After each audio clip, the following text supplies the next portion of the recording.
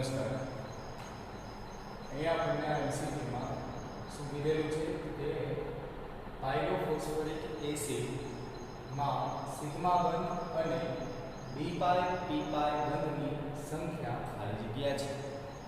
પાયરોફોસ્ફરિક એસિડનું સૂત્રથી જાય H4P2O7. ઘણા પ્રકારના ફોસ્ફરસના એસિડ આવે, સલ્ફરના પણ બહુ બધા એસિડ આવે. બધા એસિડના આપણે અણુસૂત્ર યાદ રાખવા રહેતા હોય છે. પી વિભાગના તત્વો ભાગ 2 જે 12મા ધોરણમાં આવે એમાં બહુ બધા આપણે એસિડ આવતા હોય છે, ફોસ્ફરસ અને સલ્ફરના. તેના અણુસૂત્ર યાદ રાખવા જરૂરી છે અને તેના બંધારણીય સૂત્ર પણ યાદ રાખવા જરૂરી બનતા હોય છે. કારણ કે આપણે ઘણી વખત સવાલ છે આ રીતે નામથી આવી છે.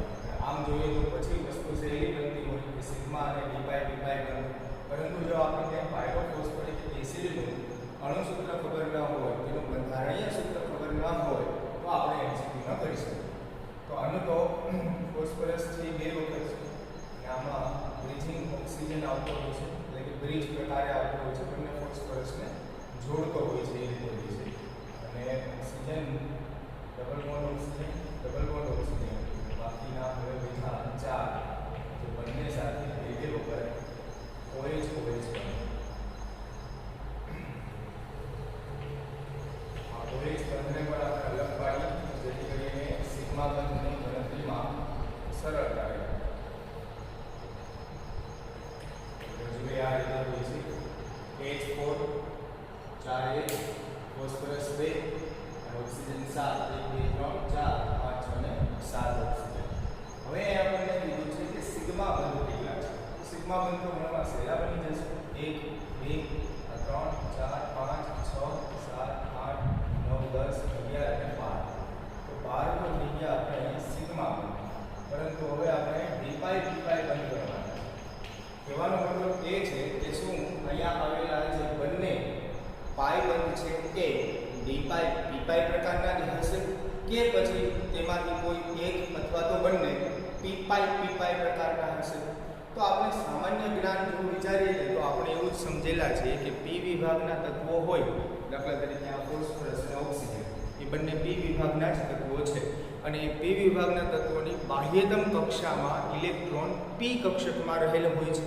એટલે કે ફોસ્ફરસની પણ બાહ્યતમ કક્ષામાં પી કક્ષકમાં અને ઓક્સિજનની બાહ્યતમ કક્ષામાં પણ પી કક્ષકમાં ઇલેક્ટ્રોન રહેલ હોય છે. અને એ બાહ્યતમ કક્ષામાં રહેલ ઇલેક્ટ્રોન વચ્ચે બંધ બને અને એ જે પાઈ બંધ બનતો હોય તો એ પી પાઈ પ્રકારનો હોવો જોઈએ. પરંતુ ફોસ્ફરસ છે એ 5 બંધ બનાવતું હોય છે. 5 બંધમાંથી તે 4 સિગ્મા બંધ બનાવે છે અને 1 પાઈ બંધ બનાવે છે. ટોટલીના 5 બંધમાંથી અહીં 4 સિગ્મા બંધ છે અને 1 પાઈ બંધ છે. હવે પી કક્ષક છે એ 3 જ હોય છે, જેથી કરીને તેમાં 3 સિગ્મા બંધ બની જાય. પરંતુ જે પાઈ બંધ બનતો હોય છે એ પી કક્ષકમાં, એટલે કે પી ફોસ્ફરસમાં એમની ડી કક્ષક છે એ બંધમાં ભાગ લેતી હોય છે. એ આપણે આગળના એમસીક્યુમાં પણ SO2 વાળા એમસીક્યુમાં, SO3 વાળા એમસીક્યુમાં સમજી ગયા છીએ કે કઈ રીતે ડી પાઈ પી પાઈ હોય છે. કહેવાનો મતલબ કે એના પછીની નેક્સ્ટ ડી કક્ષક આવતી હોય છે 3D કક્ષક, તેમાં ઇલેક્ટ્રોન છે ભરાતા હોય છે અને ત્યાં તે સંમિશ્રણ થતું હોય છે ઓક્સિજનના પી કક્ષકનું. એટલે કે ઓક્સિજનની પી કક્ષકના ઇલેક્ટ્રોન અને ફોસ્ફરસની ડી કક્ષકના ઇલેક્ટ્રોન, જેથી કરીને તેમની વચ્ચે એ જે પાઈ બંધ બને છે એ કયા પ્રકારનો બંધ બનતો હોય છે? ડી પાઈ પી પાઈ પ્રકારનો બંધ બનતો હોય છે. અને એ જ રીતે અહીંયા પણ, જેથી કરીને ટોટલ ડી પાઈ પી પાઈ બંધ કેટલા થઈ જશે? 2. તો 12 સિગ્મા અને 2 ડી પાઈ પી પાઈ બંધ. તો આન્સર થઈ જશે ડી ઓપ્શન ચોથો. ડી ઓપ્શન ચોથો 12 અને 2. નેક્સ્ટ એમસીક્યુ P4O10 માં કુલ સિગ્મા બંધની સંખ્યા કેટલી હોય છે? આપણે એમસીક્યુ એવો જ છે કે આપણને આ P4O10 નું બંધારણ ખબર હોય તો આપણે સીધું સાધું સિગ્મા બંધ ગણી શકીએ. પરંતુ એના માટે આપણે P4O10 નું બંધારણ યાદ રહેવું જોઈએ, યાદ કરેલું હોવું જોઈએ. ખરા અર્થમાં આ P4O10 છે ને એ ડાયમર છે. એ શું છે? ડાયમર છે. કેનો ડાયમર છે? તો P2O5 ફોસ્ફરસ પેન્ટોક્સાઇડ. એ ડાયમર છે, કારણ કે P2O5 છે એ એક અણુ તરીકે સ્થાયી રહી શકે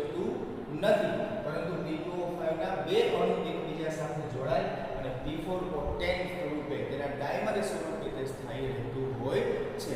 દાખલા તરીકે આગળ ઉપર આપણે 11મા ધોરણમાં સમજીને આવ્યા છે એલ્યુમિનિયમ ટ્રાઇક્લોરાઇડ AlCl3 જે પણ ડાયમર તરીકે સ્થાયી રહેતું હોય છે અને Al2Cl6 સ્વરૂપે તે સ્થાયીત્વ ધરાવતું હોય છે. તો એ રીતે ડાયમર એટલે કે બે અણુ એકબીજા સાથે જોડાઈને સ્થાયી રહેતા હોય છે.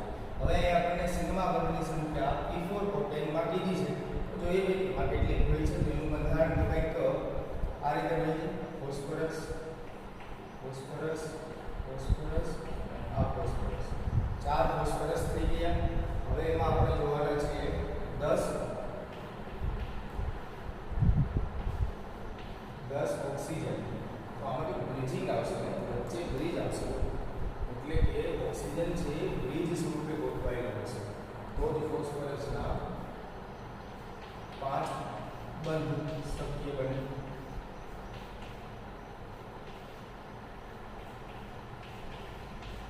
પછી 1 2 3 4 5 6 7 8 એક બંધ હોય છે આ બંને ફોસ્ફરસ સાથે અને એક બંધ હોય છે અહીંયા બંને ફોસ્ફરસ. તો આ રીતે P4 પ્રોટેન આજે હું પહેલાથી દર્શાવ્યા છે એ વસ્તુ દર્શાવે છે કે તે કયા પ્રકારનો બંધ છે તો સવર્ગ સહસંયોજક બંધ છે. સવર્ગ સહસંયોજક બંધ છે પહેલાથી દર્શાવેલો છે. બરાબર. તો એ તો કોઈ વાંધો નહીં. હવે આપણને સિગ્મા બંધ કીધા છે. તો સિગ્મા બંધ ગણી કેટલા થાય?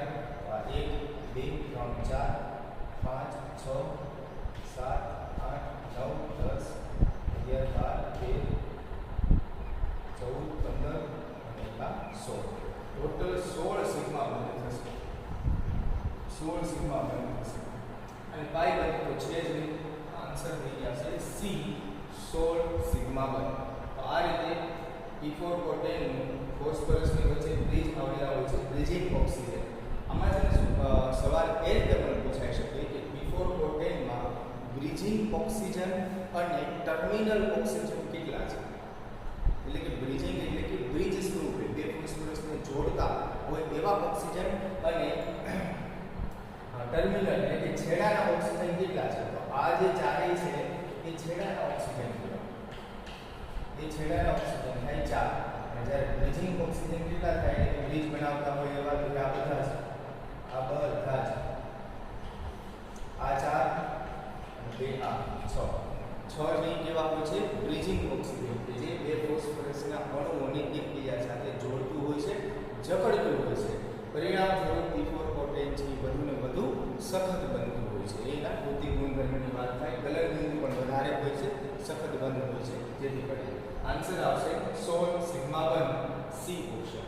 નેક્સ્ટ આગળ શીખવા આપણે છે. આમાં પણ ઘણી વસ્તુ શીખવાની થાય કે નીચેના સંયોજનમાંથી કોની શૂન્ય દ્વિધ્રુવ ચાત્માકાર નથી.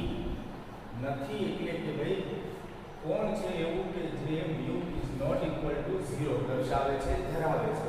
તો ધ્યાનથી જોઈએ પહેલા ફોસ્ફરસ સાથે 5 ક્લોરીન ફોસ્ફરસ સાથે 3 અને 2 3 અને 2 3 અને 2 એટલે કે ફોસ્ફરસ સાથે 5 પરમાણુ જોડાયેલા છે. અને આપણે જાણીએ છીએ કે ફોસ્ફરસની બાહ્યતમ કક્ષામાં 5 ઇલેક્ટ્રોન હોય છે. તે 5 ઇલેક્ટ્રોન સાથે એક એક બંધ બનાવી દે તો ફોસ્ફરસ પાસે એક પણ અબંધકારક ઇલેક્ટ્રોન યુગ્મ વધે નહીં. અને અબંધકારક એક પણ ઇલેક્ટ્રોન યુગ્મ ન વધે જેથી કરીને તેનો આકાર શું થઈ જાય કે ત્રિકોણીય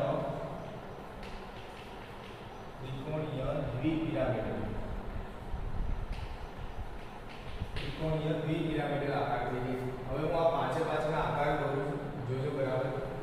ત્રિકોણીય દ્વિપિરામિડ છે તો આ તો થઈ ગયું ત્રિકોણ પછી આ પછી આ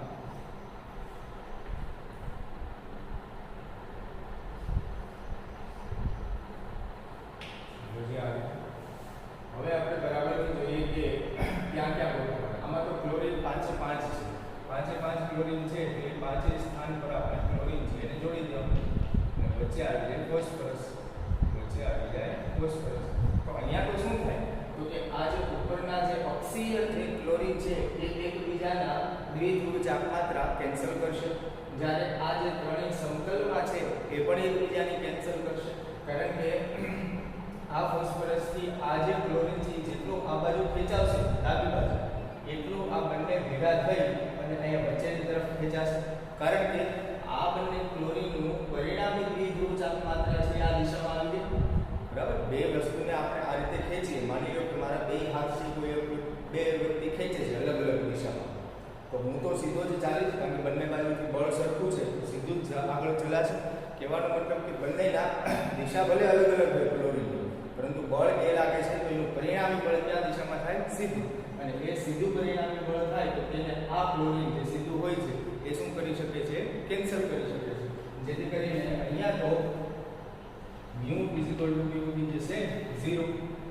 mu 0 થઈ જશે. એના પછીમાં જોઈએ BCl3F2. હવે આમાં સવાલ એ થાય કે ત્રણ ક્લોરીનને મારે અહીંયા રાખવા, બે ફ્લોરીનને રાખવા, કે બંને ફ્લોરીનને મારે અક્ષ પર રાખવા? તો બરાબર ધ્યાનથી સાંભળજો કે જ્યારે કોઈ પરમાણુમાં બધા જ હેલોજન પરમાણુ હોય, ફરીથી બોલું છું, જ્યારે કોઈ પરમાણુમાં કે અણુમાં બધા જ હેલોજન પરમાણુ હોય અને જો એની રચના આપણે નક્કી કરવાની થાય, રચના આપણે દોરવાની થાય, તો હંમેશા વધુ વિદ્યુત ઋણતા ધરાવતો પરમાણુ, હેલોજન પરમાણુ અક્ષીય સ્વરૂપે આવતો હોય છે. વધુ વિદ્યુત ઋણતા ધરાવતો પરમાણુ, હેલોજન પરમાણુ અક્ષીય સ્વરૂપે આવતો હોય છે. તેનું કારણ એ હોય છે કે વધુ વિદ્યુત ઋણતા હોય છે, જેથી કરીને તે વધુ ને વધુ નેગેટિવ થતો હોય છે, અને વધુ ને વધુ નેગેટિવ થાય તો એ અક્ષીય સ્વરૂપે હોય તો તેનું અપાકર્ષણ છે એ જે વિષુવવૃત્તીય ત્રણ પરમાણુ હોય તેના પર ઓછું લાગવા કરે અને અણુ છે એ વધુ ને વધુ સ્થાયી રહી શકતો હોય છે. અણુ છે એ વધુ ને વધુ સ્થાયી રહી શકતો હોય છે. પરંતુ જો આપણે એવો વિચાર કરીએ કે વધુ વિદ્યુત ઋણ છે એ વિષુવવૃત્તીય કોઈ બે સ્થાન પર જોડીએ, ત્રણ સ્થાન છે તેમાંથી કોઈ બે સ્થાન પર જોડીએ તો શું થાય? તો કે ત્યાં વધુ ને વધુ નેગેટિવ ચાર્જ આવે વધુ વિદ્યુત ઋણ પરમાણુ પર, અને ત્યાં વધુ ને વધુ નેગેટિવ ચાર્જ આવે એટલે વધુ ને વધુ એકબીજાની વચ્ચે શું કરે? અપાકર્ષણ. અને જેમ અણુમાં વધુ ને વધુ અપાકર્ષણ હોય તો તેની સ્થાયીતા ઓછી હોય. અણુની સ્થાયીતા વધુ ને વધુ પ્રાપ્ત કરવા માટે તે શું કરતું હોય છે? તે વધુ વિદ્યુત ઋણ. હવે તમે જો અહીંયા ક્લોરીન અને ફ્લોરીન છે, એમાંથી વધુ વિદ્યુત ઋણતા તો કોણ ધરાવે? ફ્લોરીન, જે બંને અક્ષ સ્વરૂપે આવશે, અને બાકીના ત્રણેય ક્લોરીન છે એ વિષુવવૃત્તીય ગોઠવાશે. પરિણામ સ્વરૂપ વળી પાછું ફ્લોરીન એકબીજાને કેન્સલ કરશે, અને આ ત્રણેય ક્લોરીન છે એ પણ એકબીજાને કેન્સલ કરશે, એટલે કે mu 0 થઈ જશે. mu શું થઈ જશે? 0. દ્વિધ્રુવ ચાપમાત્રા શૂન્ય થઈ જશે. હવે જોઈએ સી ઓપ્શન, ત્યાં પણ એવું જ કંઈક છે. 3 ક્લોરીન અને 2 બ્રોમિન છે. 3 ક્લોરીન અને 2 બ્રોમિન છે. હવે ક્લોરીન અને બ્રોમિનમાંથી વિદ્યુત ઋણતા વધારે કોની? ક્લોરીન. આપણને અહીંયા સીધું મન એવું થાય કે આ 2 બ્રોમિન છે ને ઉપર અને નીચે મૂકી દઈએ, અને 3 ક્લોરીન છે ને વિષુવવૃત્તીય મૂકી દઈએ. તો વિષુવવૃત્તીય રીતે મૂકી અને બંને બ્રોમિનને અહીંયા મૂકો તો તેની દ્વિધ્રુવ ચાપમાત્રા શૂન્ય થઈ જાય. તો આ રીતે મૂક્યું હોય કદાચ કે આ બંને બ્રોમિન અને આ ત્રણેય ક્લોરીન, આ ફોસ્ફરસ, તો શું થાય? એકબીજાનું બધું કેન્સલ થઈ જાય. તો mu કેવું થઈ જાય? 0. પરંતુ mu 0 અહીંયા નહીં થાય. શા માટે નહીં થાય? કારણ કે વધુ વિદ્યુત ઋણ એવો ક્લોરીન છે એ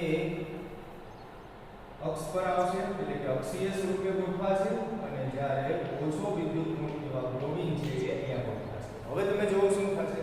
તો કે આ ક્લોરીન અને આ ક્લોરીન છે અક્ષીય, એ બંને તો એકબીજાનો નાશ કરશે, દ્વિધ્રુવ ચાપમાત્રાને કેન્સલ આઉટ કરશે, પરંતુ આ ક્લોરીન છે જેટલું ખેંચશે એટલું આ બંને બ્રોમિન છે એનો નાશ કરી શકશે નહીં, એટલે કે કેન્સલ આઉટ થઈ શકશે નહીં. જેથી કરીને આ અણુમાં કંઈક ને કંઈક દ્વિધ્રુવ ચાપમાત્રા વધશે, કંઈક ને કંઈક તેની દ્વિધ્રુવ ચાપમાત્રા હશે, જેથી કરીને mu ≠ 0 થશે. જેથી કરીને mu ≠ 0 થશે. તો આમાં તો આપણે તો ક્યાં દ્વિધ્રુવ ચાપમાત્રા શૂન્ય નથી, તો આન્સર તો થઈ ગયો સી ઓપ્શન. હવે ડી ઓપ્શનમાં વિચારીએ તો અહીંયા તમે જોશો કે ડી ઓપ્શનમાં બધા જ હેલોજન પરમાણુ નથી. આજે મેં વાત કરી કે તો કેની થઈ હતી? બધા જ હેલોજન હોય ત્યારે વધુ વિદ્યુત ઋણ અક્ષીય તરીકે ગોઠવવાનું. પરંતુ અહીં વધારતું નથી. તો આ રીતના હોય તો તેમાં શું વિચારવાનું આવે તો કે જે વધુને વધુ મોટો પરમાણુ હોય, અવકાશમાં વધુને વધુ ફેલાયેલો હોય તેને અક્ષ સ્વરૂપે ગોઠવી દેવાનો. અને વધુને વધુ ફેલાયેલો કોણ રહેતું હોય તો કે મિથાઇલ, કારણ કે તેની સાથે 3 હાઇડ્રોજન જોડાયેલા છે. અને જ્યારે 3 ક્લોરીન છે એ તો એકલ પરમાણુ છે, એ એટલો બધો અવકાશમાં જગ્યા રોકશે નહીં. અને શું થઈ જશે તો કે 2 CH3 છે અક્ષીય સ્વરૂપે એટલે કેન્સલ થશે, અને 3 ક્લોરીન વિષુવવૃત્તીય તો એ કેન્સલ થશે. પરિણામ સ્વરૂપ આખા અણુની દ્વિધ્રુવ ચાપ માત્રા શૂન્ય થઈ જશે. તો આ રીતે આન્સર થશે સી ત્રીજો. આ વસ્તુનું આપણે ધ્યાન રાખવાનું રહેશે વધુ વિદ્યુતઋણ પરમાણુ વાળા. નેક્સ્ટ જો SO3 ના સલ્ફર ટ્રાયોક્સાઇડના ટ્રાઇમરમાં કેટલા ડીપાઈ બંધ આવેલ હોય છે. હવે ટ્રાઇમર કીધું છે એટલે એ તો કંઈક આ રીતે થઈ જાય SO3 ટ્રાઇસ એટલે કે 3 સલ્ફર અને 9 ઓક્સિજન. 3 સલ્ફર અને 9 ઓક્સિજન એ રીતે થઈ જાય. તો જોવો કે 3 સલ્ફર અને 9 ઓક્સિજન કઈ રીતે જોડાયેલા હોય છે, જોડાયેલા હોય છે. તેથી સલ્ફર છે 6 બંધ બનાવતું હોય. પછી આપણો સલ્ફર 3 સલ્ફર છે, જે ત્રણેય સલ્ફર 6 બંધ બનાવશે.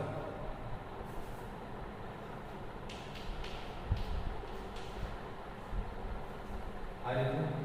અને હવે ઓક્સિજન ટોટલ 9 જોડવાના છે. આ જોડાણા કેટલા તો કે 6 અને 3 જે ક્યાં શું કહે છે બ્રિજિંગ ઓક્સિજન હશે. દીદી આ બ્રિજ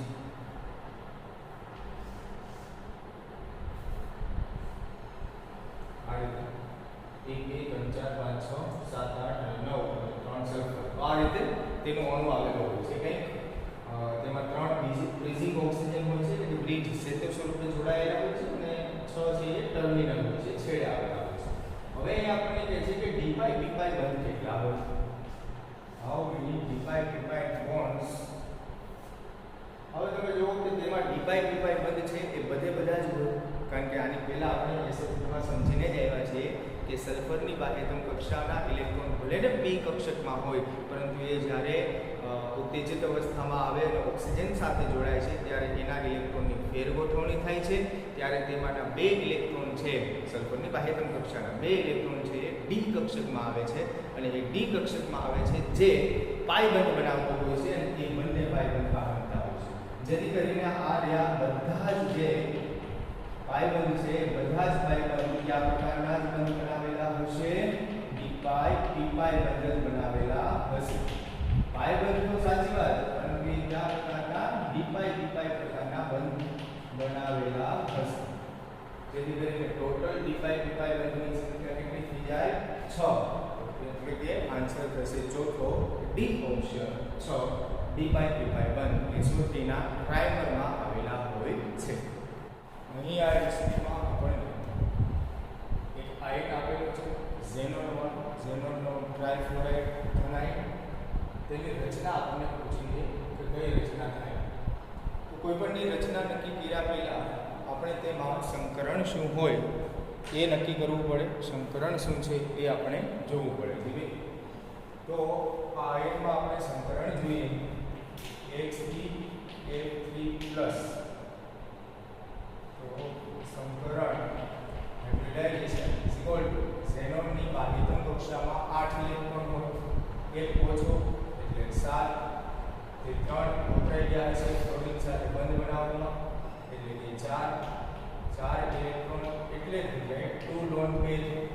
અને કેટલા પરમાણુ સાથે મધ્યસ્થ પરમાણુ જોડાયેલો છે ઝેનોન તો 3 ફ્લોરીન સાથે, 3 ને 2 5 એટલે કે કયું સંકરણ થઈ જાય sp3d. sp3d પ્રકારનું સંકરણ થઈ જાય. હવે sp3d પ્રકારનું સંકરણ છે એમાં આપણે જોઈએ તો ત્રિકોણીય દ્વિપિરામિડલ પ્રકારનું હોય છે. આ રીતે હવે તેમાં આપણે શું ગોઠવવાના છે કે 2 લોન પેર અને 3 ફ્લોરીન ગોઠવવાના છે. આપણને ખબર છે કે ત્રિકોણીય દ્વિપિરામિડલમાં જે લોન પેર અબંધકારક ઇલેક્ટ્રોન યુગ્મ છે એ વિષુવવૃત્તીય રીતે વધુ સ્થાયી રહી શકતા હોય છે, એટલે કે એ બે છે એને આપણે આ વિષુવવૃત્તીય રીતે ગોઠવી દઈએ, જ્યારે જે ત્રણ ફ્લોરિન છે એ ત્રણેય ફ્લોરિન આ રીતે આવી જશે, બે અક્ષીય અને એક થઈ જશે વિષુવવૃત્તીય. તો હવે આ અણુનો આકાર તમે જુઓ તો આકાર છે એ તો હંમેશા પરમાણુથી થતું હોય, એટલે કે આ પ્રકારના ટી આકાર થશે, જેથી કરીને આપણો આકાર કયો થશે? ટી આકાર, એટલે કે સી આન્સર આવશે, ટી આકાર. અહીંયા આપણે એક વસ્તુ એ ધ્યાન હોવું જરૂરી છે કે ત્રિકોણીય દ્વિપિરામિડમાં જે અબંધકારક ઇલેક્ટ્રોન યુગ્મ છે એ વિષુવવૃત્તીય તરીકે ગોઠવાયેલા હોય છે, નહીં કે અક્ષીય તરીકે નથી ગોઠવવાના, પરંતુ વિષુવવૃત્તીય તરીકે. એમનું કારણ શું હોય છે? તો કે જો એ વિષુવવૃત્તીય તરીકે ગોઠવીએ ને તો તે બંને વચ્ચેનું અંતર કેટલું થઈ જાય? 120 નું. અને તેની સાથે જે વિષુવવૃત્તીય તરીકે ફ્લોરિન છે તેનું પણ અંતર કેટલું થઈ જાય? 120 અંશનું, એટલે કે ખૂણાનું.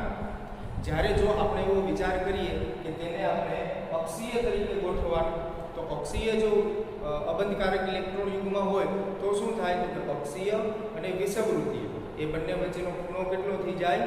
90 અંશનો.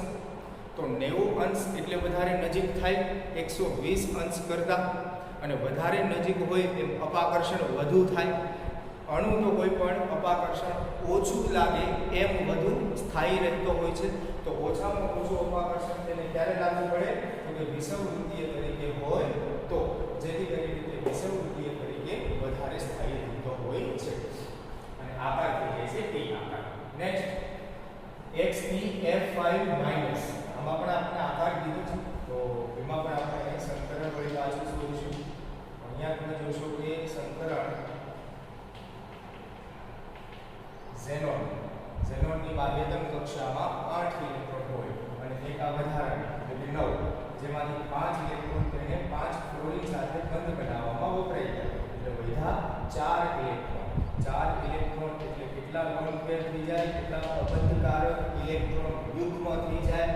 તો 4 ઇલેક્ટ્રોન એટલે 2 ઇલેક્ટ્રોન. અને કેટલા પરમાણુ સાથે જોડાયેલા છે? 5, એટલે ટોટલ થઈ ગયો 7 સરવાળો. તો એ સંકરણ કેવું થઈ જાય? તો sp3d3 પ્રકારનું. sp3d3 પ્રકારનું થઈ જાય. sp3d3 પ્રકારનું સંકરણમાં જો કઈ રીતે હોય તો કે પેન્ટાગોનલ પ્રકારે થઈ જાય. આ એક હોય છે નીચે અને એક હોય છે ઉપર, એટલે કે વિષુવવૃત્તીય તરીકે. તો હવે આમાં આપણે ગોઠવવાનો પ્રયત્ન કરીએ તો આ ઝેનોન વળી પાછો અહીંયા સવાલ એ જ થશે કે આ જે બંને લોન પેર છે અબંધકારક ઇલેક્ટ્રોન યુગ્મ છે એ ક્યાં ગોઠવવાના? તો કે અબંધકારક ઇલેક્ટ્રોન યુગ્મ છે તેને ક્યાં ગોઠવવાના થશે? અક્ષીય તરીકે. શા માટે અક્ષીય તરીકે ગોઠવવાના થશે? તો જો એ સમજીએ, આ પાંચેય થઈ જશે ફ્લોરિન. આ પાંચેય થઈ જશે ફ્લોરિન. હવે આમાં છે ને ટોટલ 3 પ્રકારના ખૂણા હોય છે. જો ક્યારે આ બંને ફ્લોરિન છે ને તેમના વચ્ચે ખૂણો હોય છે 120, જ્યારે આ બંને અને આ બંને એ બંને વચ્ચેનો ખૂણો હોય છે 72 અંશ 72, અને અક્ષીય અને વિષુવવૃત્તીયની વચ્ચે હોય છે 90.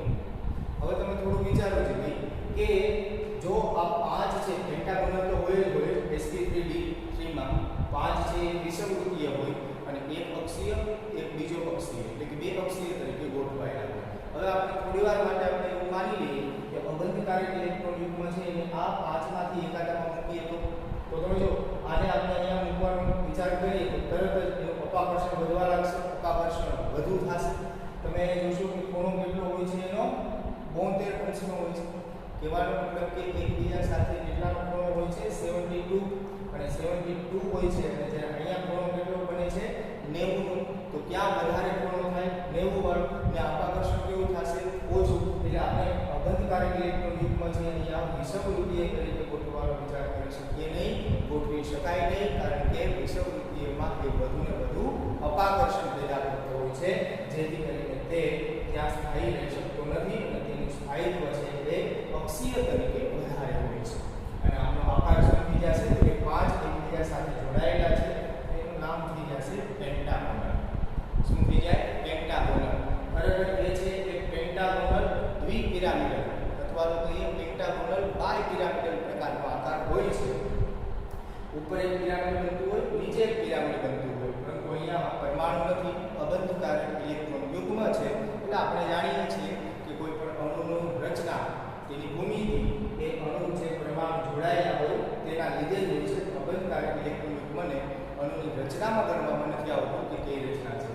રચના થશે પેન્ટાગોનલ, એટલે કે ડી આન્સર આવશે ચોથો. નેક્સ્ટ જોઈએ છે સૌથી નાનો બંધકોણ શેમાં હોય છે? સૌથી નાનો બંધકોણ શેમાં હોય છે? તો ધ્યાનથી જોઈશું કે બેરિલિયમની બાહ્યતમ કક્ષામાં 2 ઇલેક્ટ્રોન હોય અને બંને ફ્લોરિન સાથે જોડાઈ જાય તો એ આ રીતે રેખીય પ્રકારે ગોઠવાય, અને રેખીય પ્રકારે ગોઠવાય તો એનો ખૂણો થઈ જાય 180. એ પછી આનું જોઈએ BF3. બોરોન છે એની બાહ્યતમ કક્ષામાં 3 ઇલેક્ટ્રોન હોય અને ત્રણેય ફ્લોરિન જ જોડાયેલા છે, એટલે એ ત્રણેય છે એ આ રીતે થઈ જાય. આ તો થઈ ગયો સમતલીય ત્રિકોણીય, જેનો ખૂણો થઈ જાય 120. અને CH4 તો આ તો થઈ જાય sp3 સંકરણ, એટલે કે સમચતુષ્ફલકીય પ્રકાર. એનો આકાર દોરીએ તો કંઈક આ રીતે આ ચારે હાઇડ્રોજન, તો તેમાં તો ખૂણો હોય છે 109.5 અંશ. અહીં આપણે સૌથી નાનો ખૂણો કીધો છે જે IF7 માં મળી આવશે. IF7 નું સંકરણ શોધીએ તો શું થાય? તો કે સંકરણ બરાબર આયોડિનની બાહ્યતમ કક્ષામાં 7 ઇલેક્ટ્રોન અને સાથે સાથે બંધમાં વપરાઈ જાય એટલે કે 0, એટલે કે 0 લોન પેર અબંધકારક ઇલેક્ટ્રોન યુગ્મ કેટલા થઈ ગયા? 0. અને કેટલા પરમાણુ સાથે જોડાયેલા છે? 7 સાથે, એટલે આન્સર તો એ થઈ ગયો 7. તો એ 7 એટલે કેવું સંકરણ થઈ જાય? sp3b3, જે આપણે હમણાં જે વાત કરી. અને તેમાં ખૂણો એક છે એ કેટલાનો હોય છે? 72, એટલે કે 72 અંશ હોય છે એમાં એક ખૂણો. જેથી કરીને સૌથી નાનો ખૂણો છે તો કેમાં જોવા મળશે? IF7 માં જોવા મળશે. આયોડિન ની સાથે જે 7 ફ્લોરિન જોડાયેલા છે IF7 તે અણુમાં આપણને જોવા મળશે. તો આન્સર થશે B, બીજું. એ સિવાય આપણે એક મજાનું છે કે NH2 નું ત્રિપરિમાણીય બંધારણ કયું છે? NH2 નું ત્રિપરિમાણીય બંધારણ કયું છે? તો આપણે પહેલા તેનું સંકલન જોઈ લઈએ. નાઇટ્રોજન બાહ્યતમ કક્ષામાં 5 ઇલેક્ટ્રોન અને એક વધારાનો એટલે કે 6, જેમાંથી 2 ઇલેક્ટ્રોન એને હાઇડ્રોજન સાથે સિંગલ બંધ બનાવવા માટે વપરાઈ ગયા હશે. તો આ 4 એટલે કે 2 લોન પેર. અને કેટલા પરમાણુ સાથે જોડાયેલું છે? મધ્યસ્થ પરમાણુ, તો 2 હાઇડ્રોજન સાથે, એટલે આ 4 એટલે થઈ જાય sp3. અને sp3 એટલે થઈ જાય સમચતુષ્ફલકીય પ્રકાર. તમે એક વસ્તુ આપણને જુઓ કે 2 લોન પેર અને 2 મોલેક્યુલ, તો એ H2O પ્રકારનો પણ થઈ જાય કે જે રીતે આપણે જાણીએ છીએ કે H2O છે એ આ રીતે ગોઠવાયેલો હોય છે કે જેમાં 2 પરમાણુ અને 2 લોન પેર હોય, એટલે કે વળેલો આકાર થઈ જાય. અને અહીંયા તમે ધ્યાનથી જોશો કે વળેલો આકાર ક્યાં જોવા મળે છે? તો આ છે તો અષ્ટફલકીય પ્રકાર છે. 4 છે એક જ સમતલમાં, આપણે એક ઉપર નીચે, તો આ તો અષ્ટફલકીય પ્રકારનો છે, આ તો નહીં બને. જ્યારે આ છે સમચતુષ્ફલકીય પ્રકારનો છે. તમે જોશો અહીંયા કે એક આગળના તરફ એક પાછળના તરફ દેખાય છે અને આ બંને છે આપણા તરફની છે, એટલે કે આ સમચતુષ્ફલકીય પ્રકારનો હશે. અને NH2 છે આ રીતે કંઈક ગોઠવાયેલો જોવા મળશે. જ્યારે આ છે તો થઈ જશે ત્રિકોણીય દ્વિપિરામિડલ, આ ત્રિકોણ ઉપર એક નીચે, અને આ થઈ જશે રેખીય પ્રકારનું. તો એકમાત્ર આન્સર થશે NH2 માં સમચતુષ્ફલકીય પ્રકારે, એટલે કે વળેલો આકાર થશે H2O ટાઈપ, એટલે આન્સર થશે B, બીજું. આ એમસીક્યુમાં શું કીધેલું છે આપણને કે જો કાર્બન મોનોક્સાઇડમાં CO બંધ લંબાઈ, એટલે કે CO જે કાર્બન મોનોક્સાઇડ છે તેમાં કાર્બન અને ઓક્સિજન વચ્ચેની બંધ લંબાઈ 1.128 એંગસ્ટ્રોમ હોય તો FeCO5 જે છે એ ધાતુ કાર્બોનિલ તરીકે ઓળખાય છે. એટલે કે CO છે એ કાર્બોનિલ આયન છે અને Fe એ ધાતુ છે. જેથી કરીને ધાતુ અને CO ની વચ્ચે, Fe અને CO ની વચ્ચે બંધ બને છે તો એને ધાતુ કાર્બોનિલ પ્રકારના સંયોજન કહેવાય છે. અને ધાતુ કાર્બોનિલ વાળા સંયોજનના બહુ બધા MCQ ઘણી વખત પૂછાયેલા છે બધી કોમ્પિટિટિવ એક્ઝામમાં. તો અહીંયા તમે જોશો કે Fe ધાતુ છે CO સાથે બંધ બનાવે છે અને આનું નામ તો થઈ જાય આયર્નો પેન્ટાકાર્બોનિલ. માં CO બંધ લંબાઈ કેટલી હશે? તો ભાઈ એક વસ્તુ તો એ ફિક્સ છે કે જ્યારે ધાતુ છે એ 5 કાર્બોનિલ સાથે બંધ બનાવતો હોય છે ત્યારે તે ધાત્વીય બંધ બનતો હોય છે. કેવો બંધ બનતો હોય છે? ધાત્વીય બંધ બનતો હોય છે. અને આ ધાત્વીય બંધના લીધે સીવ છે એ વધુ ને વધુ પોઝિટિવ થવા કરે, અને જેટલો વધારે પોઝિટિવ થવા કરે એટલો જ ઓક્સિજન નેગેટિવ હોય, વધારે ઇલેક્ટ્રોન હોય, આકર્ષણ હોય એટલે વધારે નજીક આવવા લાગે. કહેવાનો મતલબ કે ધાત્વીય બંધ જે બને છે જેથી કરીને CO બંધની બંધ લંબાઈ જે હોય તેનાથી થોડી કેવી થઈ જાય છે? ટૂંકી થઈ જાય છે, ઓછી થઈ જાય છે. તો 1.128 એંગસ્ટ્રોમ છે તો તેમાં તેનાથી ઓછું મૂલ્ય આ ચારમાંથી કયું છે? તો એ આન્સર થઈ ગયું.